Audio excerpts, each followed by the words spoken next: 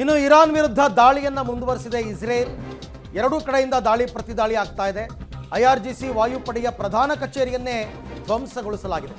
ಕ್ಷಿಪಣಿ ಡ್ರೋನ್ ದಾಳಿಗಳ ನಿರ್ವಹಣೆಗಾಗಿ ಇದ್ದಂತಹ ಕಚೇರಿ ಇದು ಅಂತ ಗೊತ್ತಾಗಿದೆ. ಇದೇ ಕಾರಣಕ್ಕೆ ಇಸ್ರೇಲಿ ವಾಯುಪಡೆಯಿಂದ ಆ ಪ್ರಧಾನ ಕಚೇರಿಯನ್ನು ಧ್ವಂಸಗೊಳಿಸಲಾಗಿದೆ. ಐಡಿಎಫ್ ವಕ್ತಾರ ಬ್ರಿಗೇಡಿಯರ್ ಜನರಲ್ ಮಾಹಿತಿಯನ್ನು ಕೊಟ್ಟಿದ್ದಾರೆ. ನಾವು ಪ್ರಧಾನ ಕಚೇರಿಯನ್ನು ಹೊಡೆದಾಕಿದ್ದೀವಿ, ಧ್ವಂಸಗೊಳಿಸಿದ್ದೀವಿ ಅಂತನ್ಬಿಟ್ಟು. ಇರಾನ್ ವಿರುದ್ಧ ದಾಳಿ ಮುಂದುವರೆದಿದೆ ಇಸ್ರೇಲ್ನಿಂದ. ಈಗ ಸ್ವಲ್ಪ ಇಸ್ರೇಲ್ ಕೂಡ ತನ್ನ ದಾಳಿಯನ್ನು ತೀವ್ರಗೊಳಿಸ್ತಾ ಇದೆ. ಇರಾನ್ ಯಾವಾಗ ಇಸ್ರೇಲ್ನ ರಾಜಧಾನಿಯನ್ನು ಟಾರ್ಗೆಟ್ ಮಾಡೋದಕ್ಕೆ ಶುರು ಮಾಡ್ತೋ ಆಗ ಇಸ್ರೇಲ್ ಕೂಡ ಯಾಕೋ ಇದು ಬುಡಕ್ಕೆ ಬಂತು ಅಂತಂದ್ಬಿಟ್ಟು ದಾಳಿ, ವಾಯುದಾಳಿ ಎಲ್ಲನೂ ಕೂಡ ಜಾಸ್ತಿ ಮಾಡ್ತಾ ಇದೆ. ಪ್ರಮುಖವಾಗಿ ಇಲ್ಲಿ ತನಕ ನಡೆದಿರೋ ಅಟ್ಯಾಕ್ಗಳು ಕ್ಷಿಪಣಿ ಮತ್ತು ಡ್ರೋನ್ಗಳಿಂದ.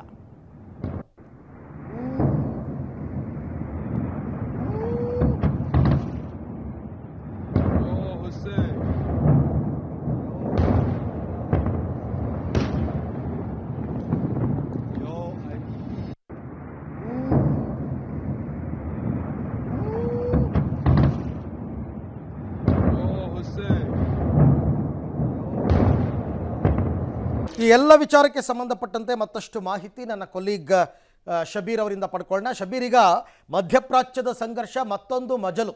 ಪ್ರಮುಖವಾಗಿ ಇಸ್ರೇಲ್ ಮತ್ತು ಇರಾನ್ ಎರಡೂ ದೇಶಗಳು ತೈಲ ಕಾರ್ಯಾಗಾರಗಳನ್ನು, ತೈಲ ಘಟಕಗಳನ್ನು ಟಾರ್ಗೆಟ್ ಮಾಡಿ ದಾಳಿ ಮಾಡ್ತಾ ಇರತಕ್ಕಂಥದ್ದು.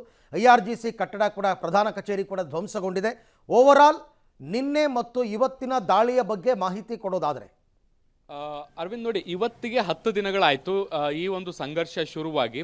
ಈ ಹಿಂದೆ ಕೆಲವೊಂದಿಷ್ಟು ಮೂಲ ಸೌಕರ್ಯಗಳನ್ನು ಅಥವಾ ಸೇನಾ ನೆಲೆಗಳನ್ನು ಗುರಿಯಾಗಿಸ್ಕೊಂಡು ದಾಳಿ ನಡೆಸುವಂಥ ಕೆಲಸಗಳಾಗ್ತಾ ಇತ್ತು. ಅದು ಈಗ ಬೇರೊಂದು ಮಗ್ಗಲನ್ನು ತೆಗೆದುಕೊಂಡಿರುವಂಥದ್ದನ್ನು ಕೂಡ ನಾವು ಗಮನಿಸ್ಬೋದು.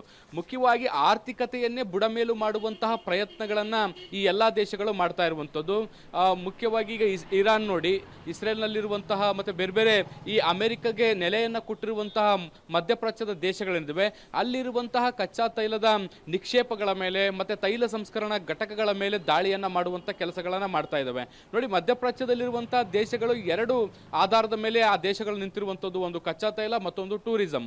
ಸೊ ಈಗಾಗಲೇ ಈ ಒಂದು ಸಂಘರ್ಷದ ಹಿನ್ನೆಲೆಯಲ್ಲಿ ಈಗಾಗಲೇ ಟೂರಿಸಂ ಅರ್ಧ ಹಾಳಾಗಿ ಹೋಗಿರುವಂತದ್ದು. ಈಗ ಕಚ್ಚಾ ತೈಲದ ನಿಕ್ಷೇಪಗಳನ್ನು ಕೂಡ ಹಾಳು ಮಾಡೋ ಮೂಲಕ ಲಾಂಗ್ ಟರ್ಮ್ ಅಲ್ಲಿ ಒಂದು ಈ ಮಿಡ್ಲ್ ಈಸ್ಟ್ ಕಂಟ್ರೀಸ್ ಗಳಿಗೆ ಏನು ಆದಾಯ ಬರ್ತಾ ಇದೆ ಆ ಆದಾಯಗಳಿಗೆ ಬ್ರೇಕ್ ಹಾಕುವಂತದ್ದು ಅಥವಾ ಒಂದಷ್ಟು ಡಿಸ್ಟರ್ಬೆನ್ಸ್ ಮಾಡುವಂತ ಪ್ರಯತ್ನವನ್ನ ಮಾಡ್ತಾ ಇದೆ. ನೋಡಿ, ಯಾವಾಗ ಮಧ್ಯಪ್ರಾಚ್ಯದ ರಾಷ್ಟ್ರಗಳಿಗೆ ಬುಡಕ್ಕೆ ಬರುತ್ತೋ ಆವಾಗ ಈ ರಾಷ್ಟ್ರಗಳು ಅಟ್ಲೀಸ್ಟ್ ಈ ಅಮೆರಿಕ ಮತ್ತೆ ಇಸ್ರೇಲ್ನ ಮೇಲೆ ಒತ್ತಡವನ್ನ ಸೃಷ್ಟಿ ಮಾಡಬಹುದು, ಅದರಿಂದ ದಾಳಿಗಳ ಪ್ರಮಾಣ ಕಡಿಮೆ ಆಗ್ಬೋದು ಅನ್ನುವಂತಹ ಲೆಕ್ಕಾಚಾರವನ್ನ ಇರಾನ್ ಮಾಡ್ಕೊಂಡಂತೆ ಕಾಣಿಸ್ತಾ ಇದೆ.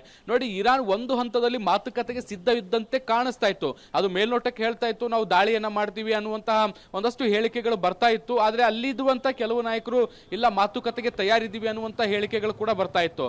ಆದ್ರೆ ಯಾವಾಗ ಅಮೆರಿಕದ ಅಧ್ಯಕ್ಷ ಡೊನಾಲ್ಡ್ ಟ್ರಂಪ್ ಸಂಪೂರ್ಣವಾಗಿ ಶರಣಾಗತಿ ಆಗಬೇಕು, ಬೇಷರತ್ತಾಗಿ ಶರಣಾಗತಿ ಆಗಬೇಕು ಅನ್ನುವಂತ ನಿಟ್ಟಿನಲ್ಲಿ ನಡೆಸ್ಕೊಂಡ್ರು, ಆಗ ಇರಾನ್ನ ಆಕ್ರೋಶ ಮತ್ತಷ್ಟು ಹೆಚ್ಚಾಗ್ಲಿಕ್ಕೆ ಕಾರಣ ಆಯ್ತು. ಒಂದು, ತಮ್ಮ ಸುಪ್ರೀಂ ಲೀಡರ್ ಖಮೇನಿ ಸಾವನ್ನಪ್ಪಿರುವಂತದ್ದು. ಈ ಹಂತದಲ್ಲಿ ಬೇಷರತ್ ಕ್ಷಮೆಯಾಚನೆ ಅಥವಾ ಶರಣಾಗತಿ ಇದೆಯಲ್ಲ, ಗ್ಲೋಬಲಿ ಅಥವಾ ಜಾಗತಿಕವಾಗಿ ಒಂದು ಕೆಟ್ಟ ಸಂದೇಶ ಇರಾನ್ಗೆ ರವಾನೆ ಆಗುವಂತ ಸಾಧ್ಯತೆಗಳಿತ್ತು. ಸೊ ಹೀಗಾಗಿ ಪ್ರತಿ ದಾಳಿಯನ್ನು ತೀವ್ರಗೊಳಿಸಿ ಈ ಒಂದು ಮಧ್ಯಪ್ರಾಚ್ಯದಲ್ಲಿರುವಂತಹ ತೈಲ ಸಂರಕ್ಷಣಾ ಘಟಕಗಳಾಗಿರ್ಬೋದು, ಸಂಸ್ಕರಣಾ ಘಟಕಗಳಾಗಿರ್ಬೋದು ಅಥವಾ ಕಚ್ಚಾ ತೈಲದ ನಿಕ್ಷೇಪಗಳ ಮೇಲೆ ದಾಳಿಯನ್ನ ಮಾಡೋ ಮೂಲಕ ಒಂದು ರೀತಿ ದೊಡ್ಡ ಪ್ರಮಾಣದ ಆರ್ಥಿಕ ಹೊಡೆತ ಕೊಡುವಂತ ಪ್ರಯತ್ನಗಳನ್ನ ಮಾಡ್ತಾ ಇದೆ. ಮತ್ತೊಂದು ಕಡೆ ಇಸ್ರೇಲ್ನ ಪರಮಾಣು ಕೇಂದ್ರಗಳ ಮೇಲೆ ಕೂಡ ದಾಳಿಯನ್ನ ಮಾಡ್ತಾ ಇರುವಂತದ್ದು. ಹೀಗಾಗಿ ಅಮೆರಿಕ ಮತ್ತೆ ಇಸ್ರೇಲ್ ಕೂಡ ತಮ್ಮ ದಾಳಿಯನ್ನು ಕೂಡ ತೀವ್ರಗೊಳಿಸುವಂತ ಕೆಲಸಗಳನ್ನ ಮಾಡ್ತಾ ಇದೆ. ಹಾಗೆ ಸಂಪರ್ಕದಲ್ಲಿರಿ ಶಬೀರ್, ನಿಮ್ಮ ಜೊತೆ ಮತ್ತೆ ಮಾತನಾಡ್ತೀನಿ. ಒಟ್ಟಾರೆ ಈಗ ಇರಾನ್, ಇಸ್ರೇಲ್ ಮತ್ತು ಅಮೆರಿಕ ಮೂರು ದೇಶಗಳು ಕೂಡ ಇಟ್ಟ ಹೆಜ್ಜೆಯನ್ನು ಹಿಂದಕ್ಕಿಡಲ್ಲ, ಏನಾದರೂ ಒಂದು ಡಿಸೈಡ್ ಆಗಲೇಬೇಕು ಅಂತ ತೀರ್ಮಾನ ಮಾಡಿದ್ದಾರೆ.